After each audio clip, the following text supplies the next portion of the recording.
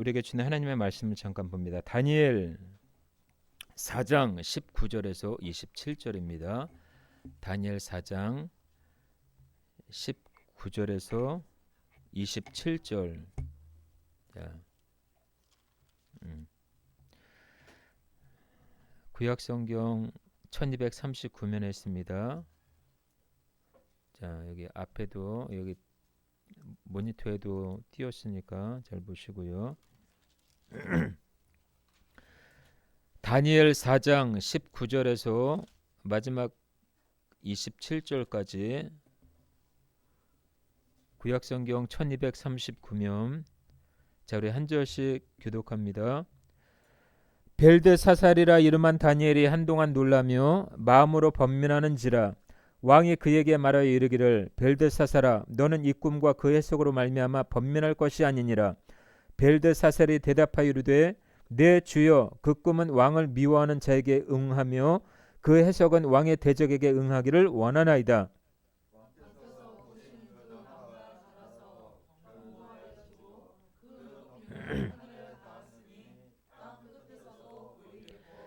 그 잎사귀는 아름답고 그 열매는 많아서 만민의 먹을 것이 될 만하고 들짐승은 그 아래에 살며 공중에 나는 새는 그 가지에 깃들었나이다.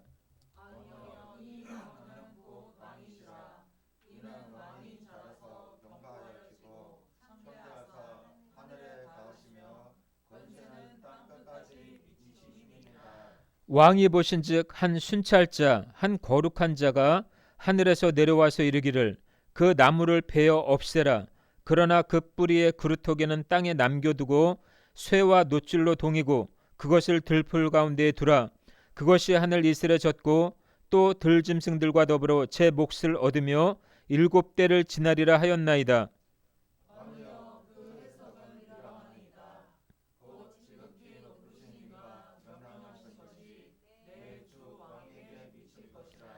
왕이 사람에게서 쫓겨나서 들짐승과 함께 살며 소처럼 풀을 먹으며 하늘 이슬에 젖을 것이요 이와 같이 7대를 지낼 것이라.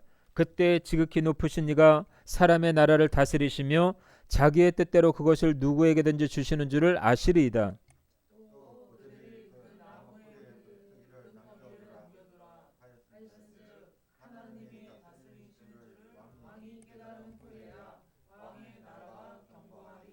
합독합니다.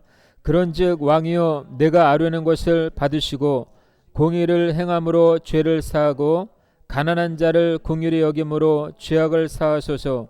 그리하시면 왕의 평안함이 혹시 장구할이 되어야 하니라. 아멘. 자, 오늘 우리가 읽은 이 다니엘서의 주인공은 다니엘이죠. 그렇죠? 구약 성경을 39권으로 봤을 때 27번째 해당하는 이 다니엘. 자, 이 다니엘에게 주시는 하나님의 깊으신 뜻이 있다라는 것입니다. 자, 저와 여러분들이 이 세상을 살아가면서 누구를 의지하느냐, 누구를 바라보느냐, 누구 앞에 서느냐가 굉장히 중요한 거예요. 예. 사람은 중요하지가 않아요. 사람이 나를 어떻게 평가하는지 중요하지가 않아요. 하나님이 나를 어떻게 평가하는지가 중요합니다. 할렐루야. 예. 너 이렇게 못생겼냐? 넌 이렇게 정말 없냐? 상관없어요. 왜? 우리 주님이 모든 것을 다 가지고 있기 때문에. 할렐루야. 네. 하나님이 나와 함께 하시면은 나는 위대한 자가 되는 거예요. 할렐루야. 그러니까 하나님이 여러분들을 사랑하시고 여러분들을 지금 치고 있다라는 거예요. 사람의 평판은 중요하지가 않아요. 사람이 귀하긴 귀하지만 사람의 평가에 의해서 내가 흔들려서는 안 돼요. 할렐루야. 사람에 의해서 내 인생이 흔들려서는 안 된다라는 거예요. 왜요? 내 인생을 하나님이 주관하시기 때문에, 내 인생을 그분이 쥐고 계시기 때문에, 내가 흥하는 것도 망하는 것도 그분의 손에 있기 때문에. 할렐루야. 옆 사람에게 이렇게 얘기합시다. 그래서 당신이 귀합니다. 예, 여러분들 귀한 거예요. 예. 이 세상에 귀한 것들이 너무나 많아요. 뭐가 귀할까요? 이 세상에 귀한 게 뭐가 있을까요? 뭐니 해도 뭐니죠, 그렇죠? 뭐니 해도 뭐냐? 예. 이것만큼 귀한 게 없어요. 그런데 우리 주님은 여러분들을 돈으로 값으로 환산하지 않으셔요. 몇 천억을 준다고 해도 여러분들과 바꿀 수가 없어요. 왜요? 인간이라고 하는 것은요, 돈으로 환산할 수 없는 존재이기 때문에. 인간을 돈으로 환산할 수 없는 그 존재를 우리 주님이 십자가에 달려서 피 흘려 죽으셨어요. 왜? 그만큼 우리를 사랑하기 때문에. 응? 그러니까 여러분들은 돈을 쫓아가야 되겠어요? 아니면 나를 구원하신 하나님을 쫓아가야 되겠어요? 예, 여기서는 그렇게 얘기를 하지요. 응? 나가면은 반대야 또. 내가 좀 머리가 이상해졌나 봐 내가. 응? 응? 여러분 끝까지 남는 자가 되시길 주의 이름으로 축원합니다. 예, 예수 없이는 정말 살 수 없어라는 고백이 나와야 돼요. 응? 다른 건 없어도 예수 없이는 살아갈 수 없다라는 고백이 나와야 돼요. 응? 자, 성경은 66권으로 되어 있는 하나님의 말씀입니다. 응? 그 중에 이 구약 27번째 이 다니엘서는 심판과 구원에 대한 내용을 담고 있어요. 심판과 구원. 그러니까 하나님은 심판을 하시기도 하고 구원하시기도 한다. 하나님의 목적은 심판이 아니에요. 회복과 구원이에요. 예언서를 보면은 선지자들을 통해서 심판을 경고했어요. 어? 하나님의 심판이 임할 것이니 회개하고 복음을 믿으십시오. 어? 그런데도 안 돌아와. 그래도 하나님은 계속 기다리고 있는 거예요. 멸망당할 그쯤에 하나님은 구원의 복된 소식을 선지자들을 통해서 보낸 것을 볼 수가 있습니다. 그래서 지금 이 지구촌에 일어나는 모든 일들은 우연이 아니에요. 하나님이 세상을 창조했기 때문에 이 세상에 일어나는 일들은 우연이 아니다라는 거예요. 왜요? 이 세상 또한 하나님이 창조하셨다라는 것을 우리가 알기 때문에. 창세기 1장 1절에 말씀하시기를 태초에 하나님의 천지를 창조하시니라. 태초에 하나님의 천지를 창조하셨대요. 태초에 하나님의 천지를 창조하셨다면은 창조하신 그분이 창조되어진 이 세상을 다스릴 것 아닙니까? 믿으십니까? 그리고 인간 또한 하나님의 형상대로 지었다라고 말씀하셨어요. 그러면 인간의 모든 시작과 끝도 그분이 책임지신다라는 거예요. 그리고 한 사람의 인생이 하나님의 손 안에 있다라는 것입니다. 그러니까 여러분들의 인생은 여러분들이 걱정을 해야 돼요, 말아야 돼요. 어? 오늘 뭘 먹을까? 내일 뭘 먹을까? 무엇을 마실까? 무엇을 입을까? 염려하지 않기를 주의 이름으로 축원합니다. 사람에게 염려가 없다라는 것은 복이에요, 복. 근데 염려 없는 사람은 없어요. 세상을 살아가면서 염려 없는 사람은 없어요. 다 근심과 걱정 속에 살아갑니다. 저도 염려 없을 것 같죠. 여러분들이 봤을 때 저는 염려가 있을 것 같아요, 없을 것 같아요? 목소리가 좀 큽니다. 저는 근심이 있어요. 무슨 근심이냐? 여러분들이 근심하는 것 때문에 나는 근심한다라는 거예요. 왜 근심이 없어요? 왜요? 그분이 다 책임져 주시니까. 흥하는 것도 망하는 것도. 저는 그렇게 해요. 아버지, 하나님 아버지, 제가 망하면 아버지 망신입니다. 저 이렇게 당당하게 얘기해요. 여러분들도 그렇게 얘기할 수 있어야 돼요. 여러분 하나님의 아버지라고 부르잖아요. 그렇죠? 우리 하나님의 자녀. 예수 그리스도를 영접한 사람은 하나님의 자녀예요. 요한복음 1장 12절에 말씀하시기를 영접하는 자, 곧 그 이름을 믿는 자들에게는 하나님의 자녀가 되는 권세를 주셨으니 13절에 이는 혈통으로나 육정으로 나지 아니하시고 예수 그리스도를 통해서 우리는 하나님의 자녀가 되었다라는 거예요. 그럼 자녀는 하나님 앞에 마땅히 구해야죠. 아버지, 돈이 없으면 돈을 구하세요. 아버지, 내게 좀 부족하거든요. 이것 주세요. 구하지 말라. 이건 기복신앙이 아니에요. 구할 땐 구하라는 거예요. 여러분들 자녀가 부모한테 뭐 이렇게 요구할 때 있잖아요. 그렇죠? 뭐 용돈이 필요하다 그러면 얘기를 하면 주실까? 학용품이 필요한데 얘기하면 주실까? 이럽니까? 따뜻하게 구하잖아요. 그렇죠? 요즘에는 이게 시대가 바뀌어져 가지고 이제 예전하고 틀려요. 부모가 자녀의 말을 들어야 돼. 안 들으면 큰일 나. 자녀가 어느새 그렇게 돼버렸어요. 그런 자녀들인데 우리 하나님의 자녀된 권세를 가진 우리가 하나님 앞에 구하면 하나님이 무엇을 못 주시겠습니까? 마태복음 7장에 구하라 주실 것이요 찾으라 찾을 것이요 두드리라 열릴 것이니 구하는 이마다 얻을 것이요 찾는 이가 찾을 것이요 두드리는 이에게 열릴 것이니라. 아멘. 우리 하나님의 자녀로서 하나님 앞에 구해야 된다라는 거예요. 오늘 본문에 보니까 우리가 다니엘서 오늘 4장 19절에서 27절 이 내용은 뭐냐? 다니엘의 해석이에요. 다니엘의 해석. 자, 느부갓네살 왕이 꿈을 꿨는데 이 꿈을 해석할 사람이 없는 거예요. 그러니까 다니엘이 해석해 주는 거예요. 하나님의 영감을 받아서 그 꿈을 해석하는 거예요.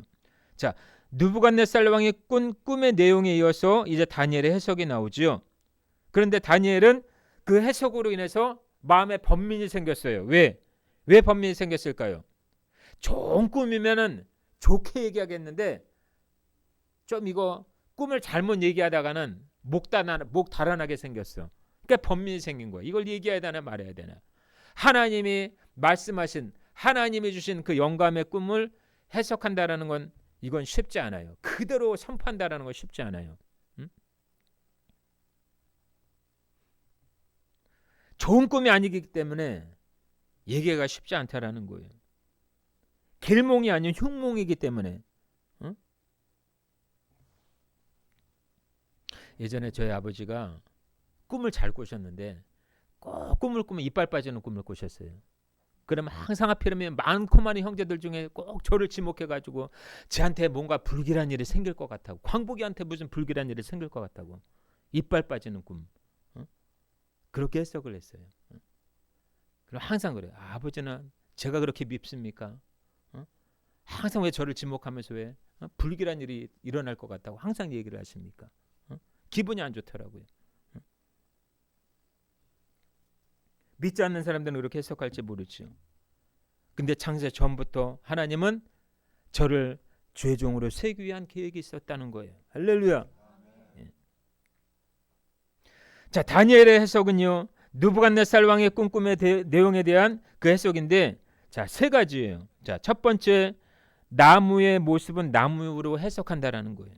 그리고 순찰자의 모습은 순찰자의 해석으로 한다라는 것입니다. 또한 뿌리 그루톡의 모습은 뿌리 그루톡의 해석으로 이어져 해석한다라는 것입니다. 저 오늘 본문 말씀을 통해서 이 세 가지 모습을 통해서 하나님의 뜻과 의미와 그 모습들을 통해서 영적인 깊은 뜻을 깨닫게 되시기를 주님의 이름으로 축원합니다. 자, 첫 번째는 나무의 해석이에요. 따라서 합니다. 나무의 해석. 자, 성경은 줄곧 나무를 사람에 비유하곤 합니다. 자, 20절에 보니까 왕께서 보신 그 나무가 자라서 견고하여지고 그 높이는 하늘에 닿았으니 땅 끝에서도 보이겠고, 이렇게 얘기합니다. 자, 22절에 보니까 22절 읽습니다. 시작. 다시 시작.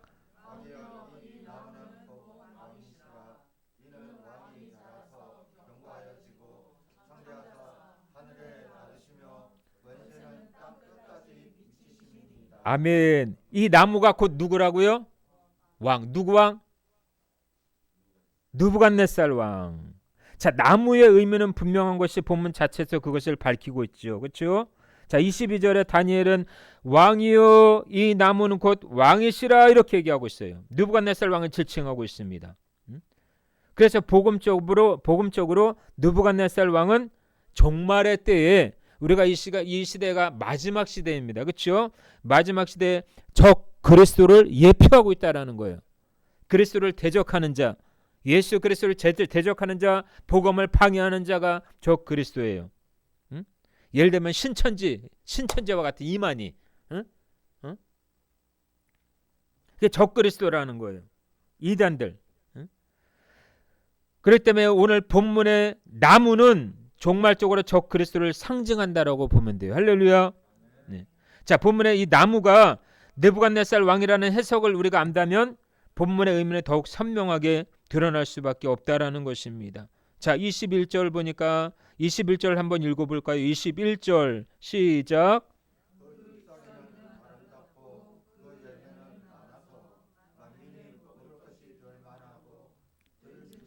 그 아래에 살며 공중에 나는 새는 그 가지에 깃들었나이다. 아멘. 자, 이 말이 무슨 뜻이에요? 참 어렵죠, 그렇죠? 그 잎사귀는 아름답고 나무가 있는데 나무에 잎사귀가 있대요. 잎사귀가 참 아름답대요. 근데 그 잎사귀가 그 나무가 누구예요? 느부갓네살 왕이에요. 자, 느부갓네살 왕에 붙어 있는 잎사귀가 아름답다. 자, 위대한 권력을 상징한다라는 권력. 자, 잎사귀가 아름답다라는 것은 바벨론, 이 당시에 느부갓네살 왕이 바벨론 왕이죠. 그렇죠? 바벨론 제국의 왕이에요. 바벨론의 문화, 정치를 상징한다고 보면 돼요. 상징. 잎사귀는. 예.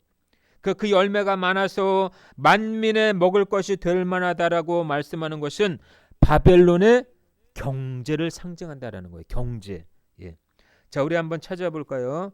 마지막 때 이런 일들이 일어나는데, 자, 요한계시록 6장 1절에서 8절 한번 찾아봅니다. 성경 맨 뒤편에 있습니다.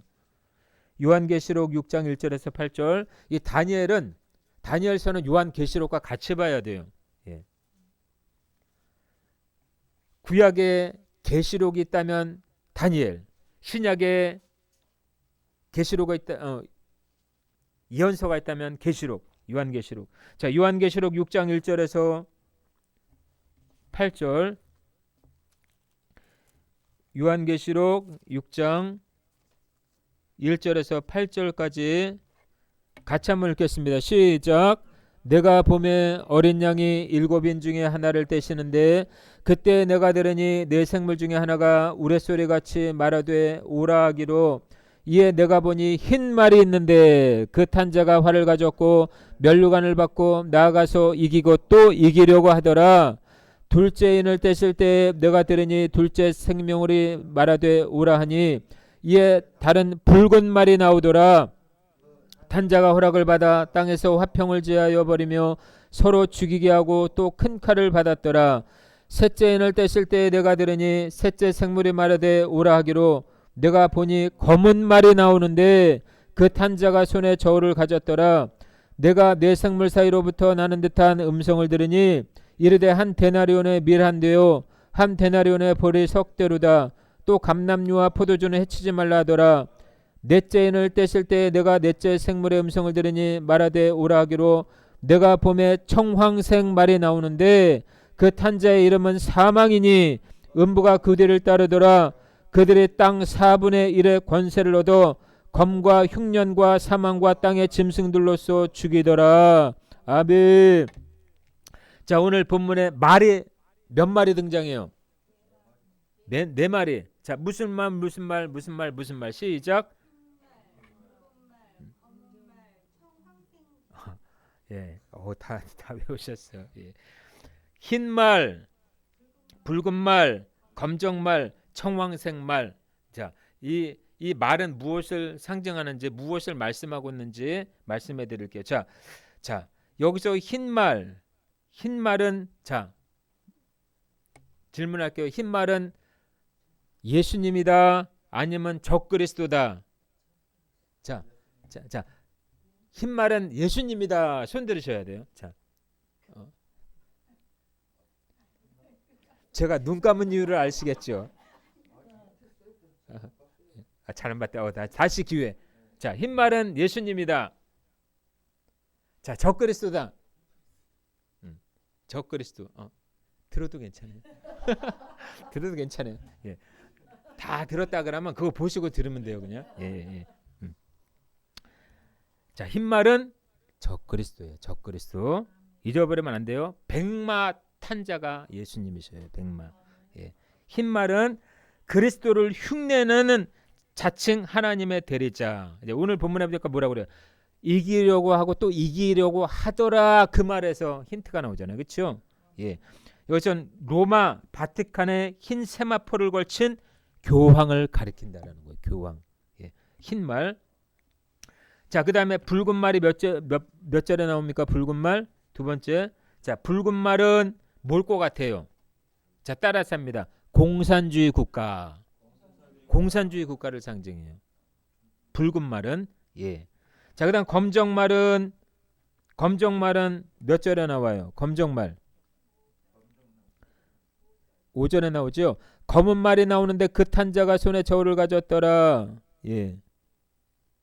검정 말. 자, 검정 말은 따라서 합니다. 경제 불황.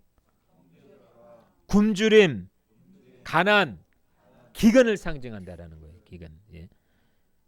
검정 말이 딱 등장하는 거는 이 지구촌의 경제가 불황이 되고 굶주림이 속출하고 기근이 속출한다라는 거예요. 그 다음에 청황색말 따라서 합니다. 청황색말. 청황색말은 뭐를 얘기할까요? 자, 신을 믿긴 믿지만 악한 신을 믿는 하나님이 아닌 다른 신을 믿는 자 이슬람, 불교, 유교, 잡다한 종교 세력을 가리켜서 청황색 말이라고 합니다. 과거에는 청황색 말이 오트만 제국 그리고 오늘날 이슬람 터키를 가리키고 있다는 거예요. 터키. 예. 요 네 말을 여러분 잘 기억하시길 바랍니다.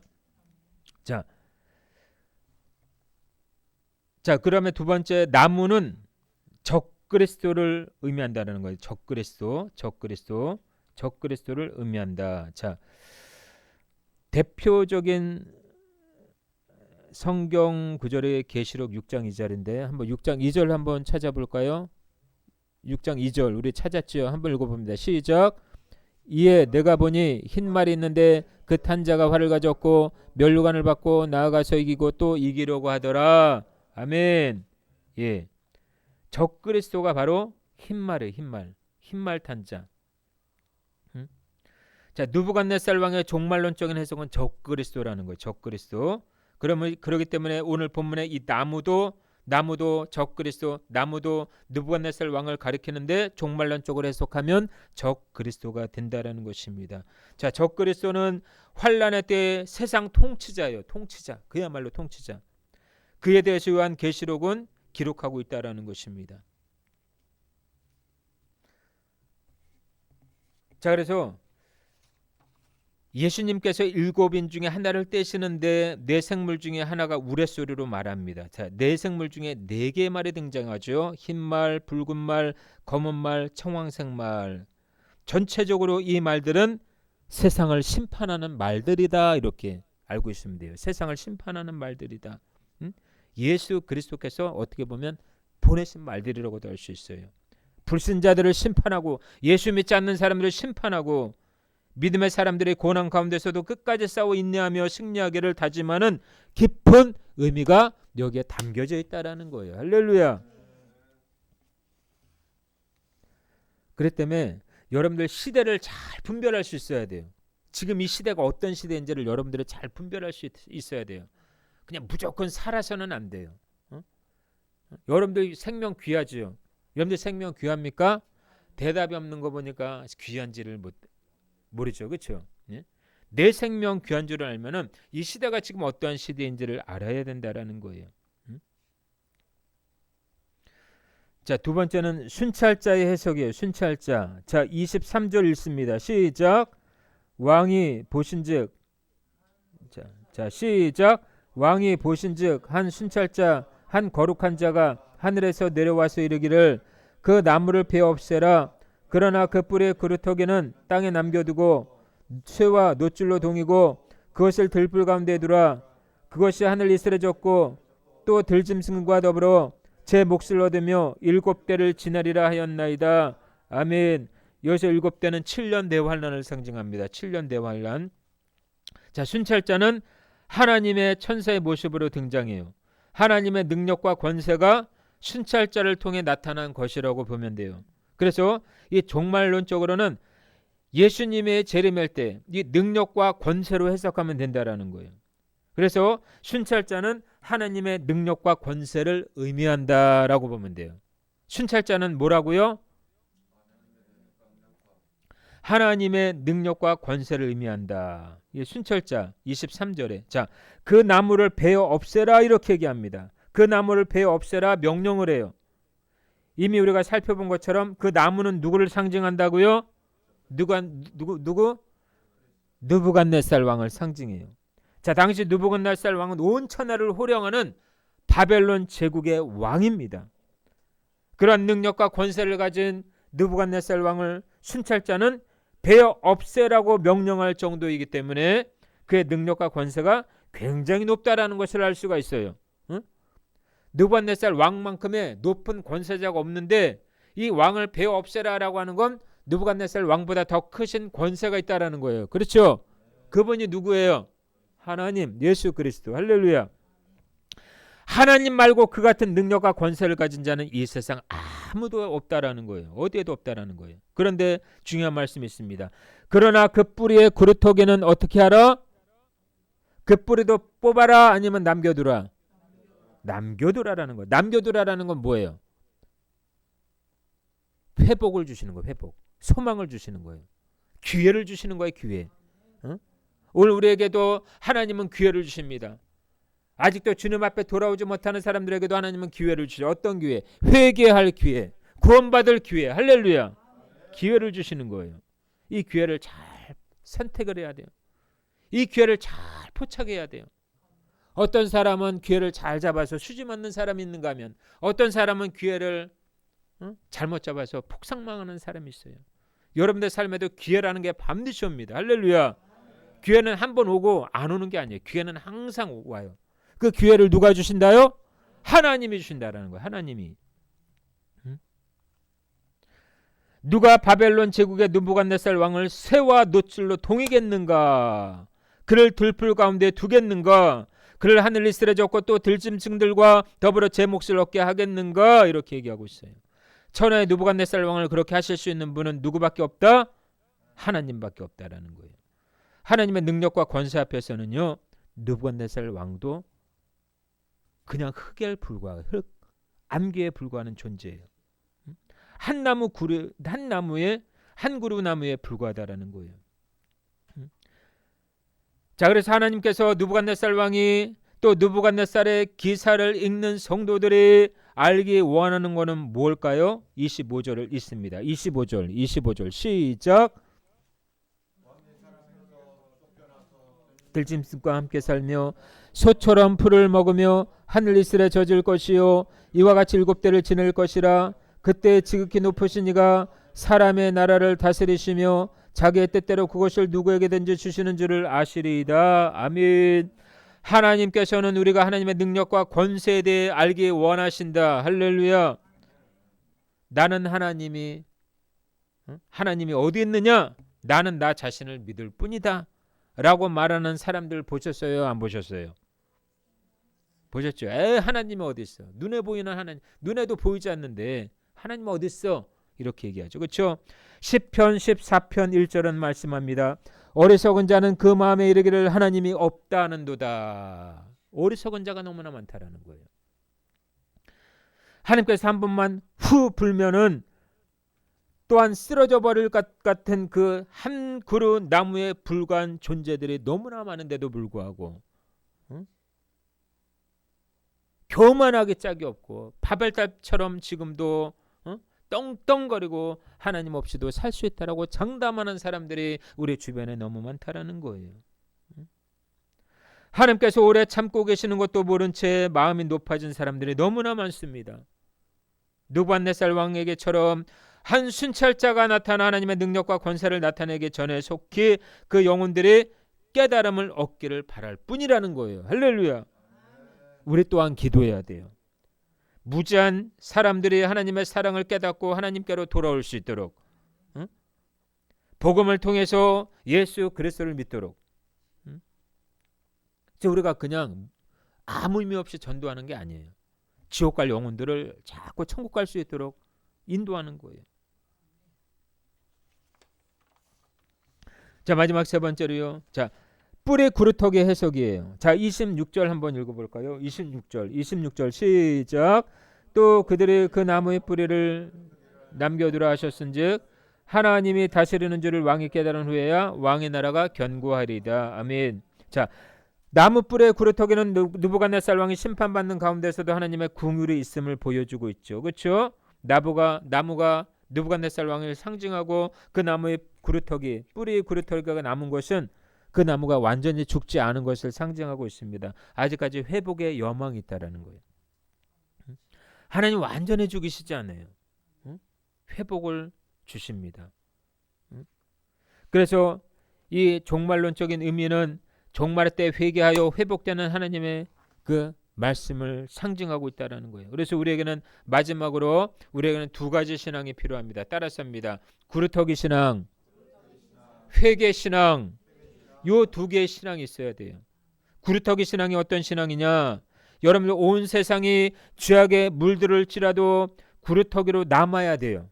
믿으십니까? 설령 죄악에 물들었을지라도 회개하여 구루터기가 되어야 될 줄로 믿습니다. 자, 이사야 6장 13절은 말씀합니다.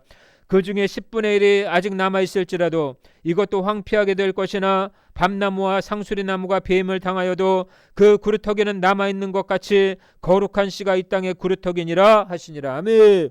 하나님이 여러분들을 구루터기로 남기셨어요. 할렐루야. 자, 옆 사람에게 당신은 구루터기이십니다. 예. 자, 구루터기는 굉장히 중요한 거예요. 구루터기. 예? 구루터기는 완전히 그냥 구루터기만 잘 이렇게 양육만 하면은 새들이 깃들 정도뿐만 아니라 많은 사람들이 여러분들을 통해서 위안을 받아요. 위안을 받아. 여러분들을 통해서 상처받는 게 아니라 여러분들을 통해서 위안을 받는다니까요. 예. 그게 구루터기의 속성이에요. 그래서 회개하는 자는 누구든지 회복될 수 있다라는 것이 기독교의 핵심이라는 거예요. 회개 신앙을 가져야 될 줄로 믿습니다. 그래서 하나님께서는 어떠한 죄라도 회개 없이 계속 짓는 죄에 대해서는 용서하지 않아도 어떠한 죄라도 회개하면 용서하는 분이 우리 하나님 아버지시라는 거예요. 그래서 회개는 좋은 거예요.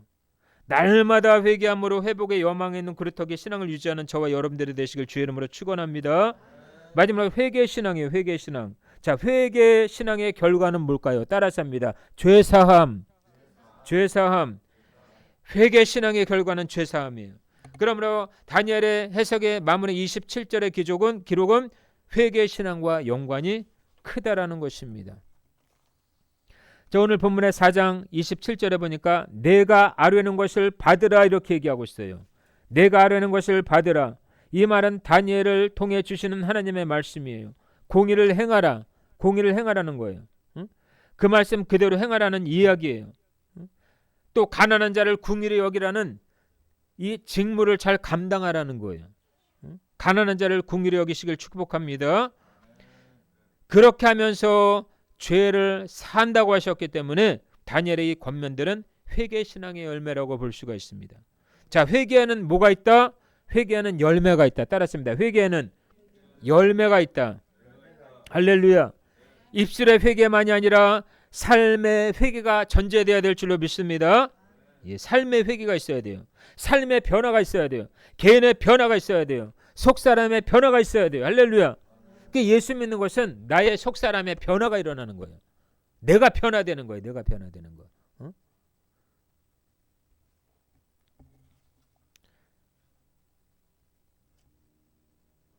아내가 열심히 신앙생활을 하고 있습니다. 근데 남편이 눈여겨보고 있어요. 저 인간 얼마나 변했는지 봐야지. 내 아내가 열심히 기도하고 남편을 구원해야 되겠다는 그런 마음이 생겼어요. 그런데 그 남편을 보니까 이게 또 올라와. 뭐가 올라와요? 꼬라지. 꼬라지가 올라와. 남편을 사랑으로 봐야 되는데, 사랑하는 존재로 봐야 되는데 원수로 보는 거야. 원수로 보이는 거야. 안 봤으면 좋겠는데 남편만 보면 자꾸 원수로 보이는데 이거 어떻게? 주님, 저 인간을 데려가시든지 나를 데려가시든지 둘 중에 하나 하십시오. 그러니까 주님이 뭐라 그래요? 내가 너를 위해서 죽었건만 너는 저 영혼을 사랑하지 못하느냐? 나는 저 영혼을 사랑하는데. 그런 음성이 들려오는 거예요. 그 사람 앞에 철저히 회개했다고 해요. 회개 신앙이 중요한 거예요. 내가 변화되지 않고는 상대방에게 하나님의 살아계심을 보일 수가 없어요. 왜? 교회에서는 거룩한 척 하는데 교회 문만 딱 나가서는 이 사람이 도대체 예수 믿는 사람인지 몰라. 예수 믿는 사람인지, 교회는 다닌다고 했는데, 열심히 기도한다고는 들었는데 아무리 봐도 저 사람을 보면 하나님의 살아계신 것 같지가 않아. 그런 소리가 들리면은 이건 큰일 나는 거예요. 어? 그렇다고 신앙과 회개의 신앙을 소외하여 갈수록 힘들고 어렵고 악한 이 시대에 하나님께 인정받을 뿐만 아니라 남은 자의 축복을 이어가시는 저와 여러분들이 되시기를 주 예수 그리스도 이름으로 축원합니다. 아멘. 기도하겠습니다. 살아계신 하나님